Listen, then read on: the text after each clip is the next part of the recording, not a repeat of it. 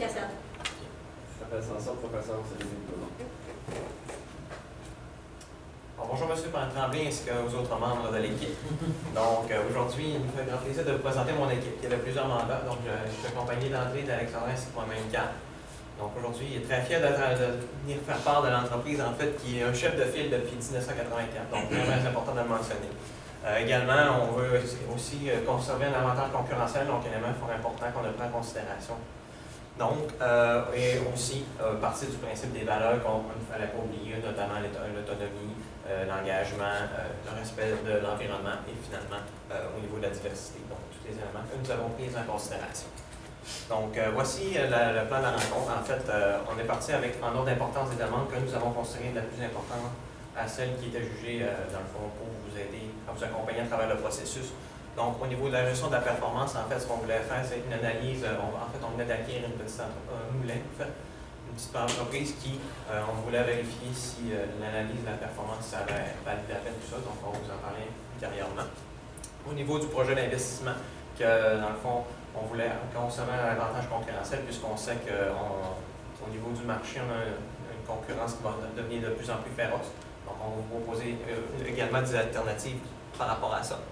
Puis finalement, les demandes qui étaient qui sont importantes à considérer, mais qui étaient jugées plus ou moins importantes au niveau de la maintenance, d'utilisation interne et d'intégration des employés.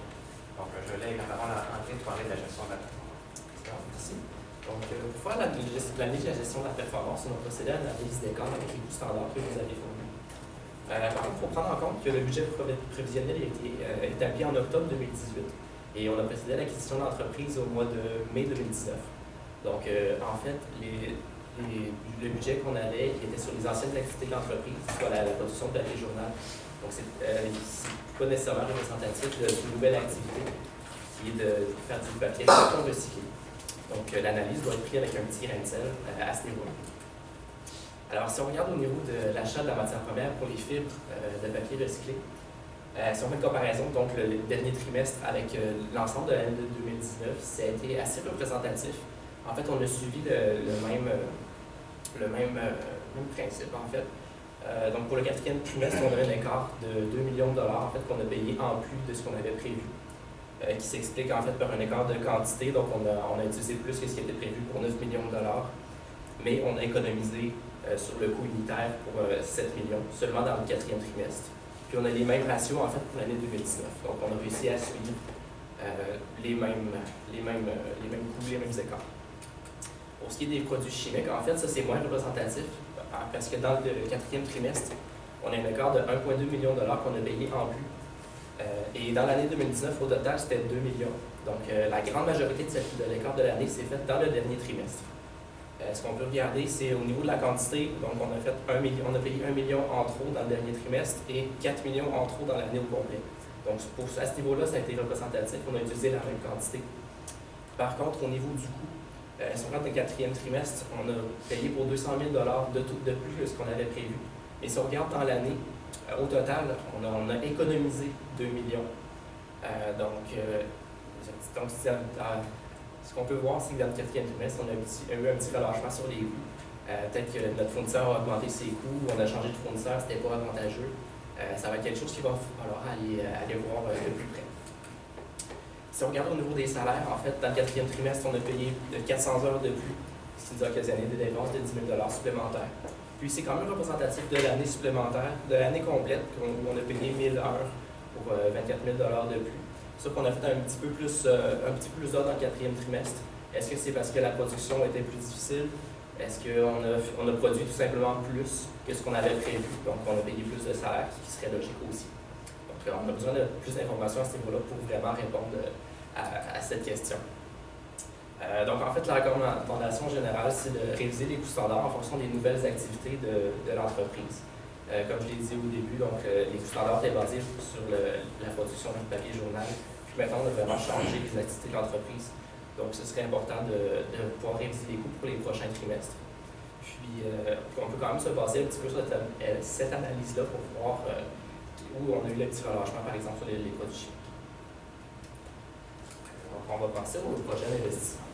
Oui, donc en fait, vous aviez proposé un projet d'investissement qui était d'acquérir une nouvelle machinerie. C'était surtout dans le but de se différencier des concurrents, donc d'avoir un avantage concurrentiel. On a vraiment analysé ça avec une valeur actuelle nette, sur 25 ans, donc avec un rendement espéré de 12,5 %, ce qui est le rendement que vous souhaitez sur nos investissements. En fait, quand on voit l'investissement initial, c'est en milliers. L'investissement initial est à 46 millions au total, donc c'est des frais qui sont beaucoup attribués à la perte pendant l'inactivité de 45 jours. Donc, ce n'est pas l'argent qu'on va débourser en tant que tel. Par contre, c'est très important de le prendre en considération parce que ce n'est pas l'argent qu'on va encaisser pendant ce temps-là. Donc, c'est les coûts initiaux qui vont être attribués à ce projet-là. On a aussi l'achat de la machinerie, le transport puisque ça vient des États-Unis, puis la formation des employés. On a fait, comme je vous dis, une valeur actualisée. Donc, les flux monétaires, ça a été considéré avec l'augmentation des ventes. Donc, on va avoir 10 %. Ça va permettre d'augmenter 10 % des ventes. Ce 10 % là va représenter 34 millions la première année, puis ce 34 millions, puis l'augmentation va créer encore plus de richesse. Et l'année suivante, ça va être 72 millions. Ça va occasionner aussi des économies. Donc, en fait, c'est un peu pour ça qu'on achète cette machine-là, pour créer des économies de coûts. Donc, de l'ordre de 250 000. Et on va aussi avoir besoin d'un employé de moins. Donc, on parle environ de 37 000 $. Par contre, il va y avoir des frais récurrents d'entretien qui vont être de 85 000 $. Comme on voit, ça augmente très, très rapidement dans le temps, la valeur. Donc, la première année, ça va être déjà des flux monétaires de 34 millions, puis l'année suivante, 72 millions. On considère que ça va augmenter de 10 % les ventes, ce qui est assez énorme. Puis aussi, les frais sont récurrents dans les années, donc ils n'augmentent pas nécessairement astronomiquement. Nous avons peut-être pour les entretiens. On a donc calculé la vente qui s'évaluait à 3 milliards. Donc, on n'a pas poussé nécessairement plus. Ça, c'est en considérant les économies d'impôts, mais on trouve que le projet est très rentable. Donc, c'est sûr que ce serait une bonne idée. Ça pourrait être un très bon investissement. Pour ce faire, c'est sûr, en fait, il y avait juste une seconde demande, désolé, qui était l'impact sur le fonds de roulement. Dans le fait, ça va faire probablement, très certainement, augmenter les stocks, puisqu'on va en produire plus. Soit probablement les confiants aussi si on vend ces stocks-là et ultimement augmenter l'encaisse. Donc, augmenter le fonds de roulement. Pour ce qui est des passifs court terme, ça va être plus au niveau de la dette. Donc, en fait, si on a une portion de la dette qui va être échéant à court terme, ça va augmenter ça. Par contre, c'est sûr que si le ratio de fonds de roulement est calculé pour la banque, pour l'aider à prendre sa décision, ça arrive souvent que cette portion-là n'est pas considérée dans le calcul puisque c'est à elle qu'on le doit. Donc ça, c'est à prendre en considération, mais avec un pied de recul aussi. Puis il va y avoir la dette long terme, c'est sûr, mais ça n'a aucun impact sur le ratio de fonds de roulement qu'on considère accessoirement les actifs court terme et les passifs court terme. Donc les options de financement que vous nous avez proposées, il y avait la banque et il y avait le siège social. Donc la banque, c'était sur 5 ans et le siège social, c'était sur 20 ans.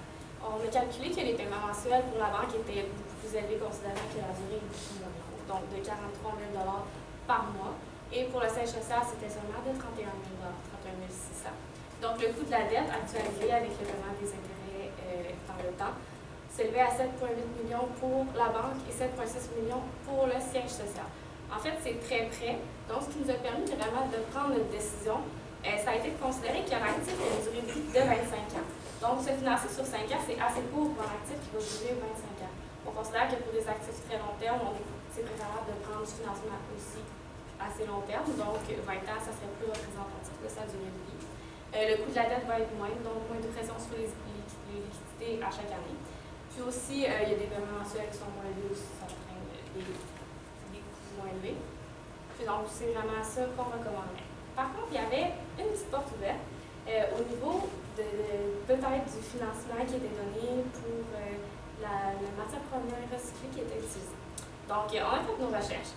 Puis ce qu'on a trouvé, c'est le programme de soutien au centre de tri de la collecte sélective. En fait, ça, c'est pas pour la machinerie que vous aviez passée. Mais considérant que le but, c'est de dégager un avantage concurrentiel, on va quand même vous proposer ça parce qu'on trouve que c'est vraiment une option incroyable. Donc, premièrement, c'est concentré sur les fibres de papier mixte. Qu'est-ce qu'on fait chez Castor? C'est pratiquement ça. Oui, c'est ça. Du papier mixte. L'aide, ça va être de 12 $ par tonne de fibres vendues aux fins de recyclage. Puis on sait que des tonnes, vous en utilisez environ 400 000 par année. Donc, ça va être assez immense. Par contre, c'est sûr qu'il y a un maximum de 135 000 $, mais vous allez pouvoir l'atteindre très facilement. le but de ça, c'est vraiment en lien avec vos valeurs. Donc, le but, c'est de rester un chef de file en intégrant le processus de production. Ça va permettre la diversification des activités, l'autonomie et l'expansion. De plus, ça va respecter l'environnement, ce qui est super bon pour ce qui est dans vos valeurs principales, en fait. Puis, ça va permettre de préserver un avantage concurrentiel. On ne dit pas que le projet initial, c'était pas une bonne idée. On pense seulement que si, comme la machinerie, c'est pas nécessaire pour le moment, nous, ce qu'on considérerait, ce serait vraiment d'acquérir un centre de tri. On a le droit au financement. C'est sûr que le financement, c'est pas le prix d'un centre de tri. On est très conscient de ça. Par contre, comme on a parlé tout à l'heure, il y avait deux options de financement de la banque et du siège social. Ces options de financement-là n'étaient pas attribuées à un projet en particulier. Donc, on voit que le siège social pourrait très bien donner ce financement-là justement pour le centre de tri. Donc, on pourrait l'acquérir. Puis, ça nous permettrait d'avoir un avantage concurrentiel assez important comparativement aux nouveaux entrants dans le marché, considérant aussi que en matière première, le prix est très, très variable. Donc, ça nous permettrait d'avoir un contrôle du coût beaucoup plus efficace. Puis, justement, de respecter le budget standard. Donc, on a vu qu'il y avait des accords tout à l'heure. Ça va permettre de l'établir beaucoup plus facile. Donc, il y avait d'autres éléments un peu plus secondaires. Je vais laisser mon collègue Carl. Merci, Alexandra. Donc, en fait, au niveau de la maintenance, on avait deux options qui s'offraient à nous. Donc, on avait la première qui commençait par la sous-traitance et la seconde qui était au niveau de l'embauche à l'interne. Donc, après analyse, en fait, au niveau de la sous-traitance, on peut considérer que les honoraires s'établiraient à environ 43 200 $ par année. Puis, comparativement à l'embauche interne, que pour la première année, on aurait 51 000 $, comparativement aux années subséquentes, qui seraient de 45 000 $, ce qui s'explique par la formation et justement les employés qui devraient travailler à temps supplémentaire durant le 4 mois qu'on a pour trouver le mécanicien. Donc, du côté quantitatif, on peut considérer que au niveau économique, c'est c'est relatif, mais en tout cas, ça va être à vous de l'analyser à votre discrétion en fonction de l'établissement de la dépense. Mais au niveau qualitatif, en fait, si on considère les avantages, c'est que, par exemple, vous avez une offre qui est beaucoup plus complète du côté de la sous-traitante. Donc, on vient toucher plus aux aspects mécaniques ou industriels. Eux vont avoir une connaissance acquise. Puis, par exemple, on va avoir moins de flexibilité parce que, dans le fond, eux, sont simplement 2 fois dans le mois en fonction de l'horaire que vous aurez établi. Puis, s'il y aurait un problème qui surviendra peut-être au début du mois, eux ne pourront pas se présenter à ce moment-là. Sinon, dans un autre aspect, au niveau de l'embauche à l'interne, on a un entretien qui est au quotidien, donc on peut subvenir à toute problématique durant la période. On a une expertise qui est à l'interne, donc on a une meilleure connaissance au niveau de la machinerie. Puis on a plus de gestion à faire, ce qui est le bémol de la contrepartie, mais qui est quand même relatif au final. Donc, nous considérons en fait dans son ensemble l'embauche à l'interne, tout simplement parce qu'en fonction du quantitatif puis l'écart qui est quand même relatif, c'est ce qui est l'option 2 serait la plus adéquate. Donc ensuite, vous nous demandiez également au niveau au niveau du prix de cession à l'interne. Donc, c'est tout simplement en fait que le moulin vend la matière première au coût de production. Donc, la recommandation en fait sera basée tout simplement au niveau du coût standard. Donc, on aura un incitatif à contrôler au niveau des coûts. Ensuite, on aura également l'augmentation au niveau de la rentabilité, puis finalement aussi moins de conflits. Donc, c'est ce qui conclut. Puis finalement, au niveau de l'intégration des employés, donc au niveau du moulin qu'on venait d'acquérir, en fait, on sait que c'est une petite entreprise, puis maintenant, il doit faire partie d'une équipe qui est beaucoup plus grande. Donc, ça peut occasionner certains conflits. Donc, la recommandation, en fait, qu'on vous suggérait, ça serait de permettre un certain contrôle au niveau de leurs activités. Donc, ça permettrait aussi d'avoir un certain respect au niveau de la qualité. Donc, en prenant leur opinion, on permettrait aussi d'avoir une meilleure complicité entre les deux parties. Donc, au niveau du plan d'action, donc pour faire un retour sur l'ensemble de ce qui a été proposé par mon équipe et moi-même. Donc, ça va être d'établir un budget. Donc, à partir de là, on pourra réviser les coûts standards à partir de chaque mois ou chaque trimestre à votre avis, ce qui va permettre ensuite de pouvoir ainsi établir une meilleure gestion. Ensuite, on avait établi le prix de cession interne, donc ça va permettre de vous aider grandement au niveau du moulin et de l'usine. Intégrer les nouveaux employés, donc en ayant un meilleur rendement, ça va permettre de moins avoir de départ au niveau des employés. Rechercher un employé au niveau de la maintenance, donc ça c'est sûr que ça va être aussi à mettre en place parce que ça prend quand même 4 mois. Puis finalement, on va avoir la demande de financement qui devra être considéré, puisque si on veut garder un aspect concurrentiel et prendre en considération au niveau du marché, bien, ça va être un élément relativement important à prendre en considération. Donc, c'est ce qui ferait pas mal le tour de la question. Donc, on serait prêt à vous accueillir pour la période de questions. Peut-être en commençant, je voudrais juste valider ma compréhension. Là. Donc, vous nous recommandez de ne pas aller de l'avant avec l'acquisition de la machine, puis d'aller de l'avant avec l'acquisition d'un centre de tri. Oui, en fait, c'est vraiment notre recommandation dans l'optique de dégager un avantage concurrentiel. On comprend que l'achat de la machine, ça va aussi en dégager un, mais on pense que ça serait vraiment innovateur, ça permettrait de se démarquer de toutes les autres, puis ça va aussi justement avec les valeurs de diversification des activités, d'autonomie, beaucoup moins de dépendance par rapport aux fournisseurs, dans un marché qui est tout le temps variable. Pour poser ma question, qu'est-ce que vous pourriez dire à nos actionnaires quand on va leur dire qu'on renonce à un projet qui génère 3 milliards sur 25 ans, puis qu'on va de l'avant avec un projet qui génère 135 000 par année? Oui, ben en fait, c'est sûr que nous, on le pensait plus au niveau de l'avantage concurrentiel. Oui, le montant au final de la valeur actualisée nette, c'est pas le même.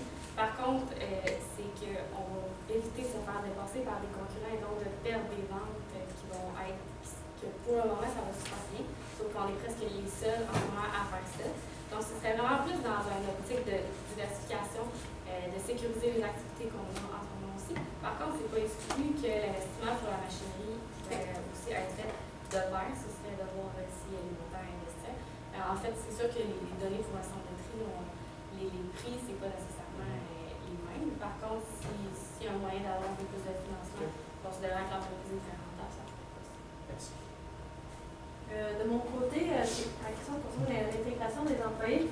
En fait, j'ai entendu parler des activités ou des mesures pour favoriser en fait, l'intégration des employés suite à la résistance au changement. Est-ce que vous en auriez à proposer?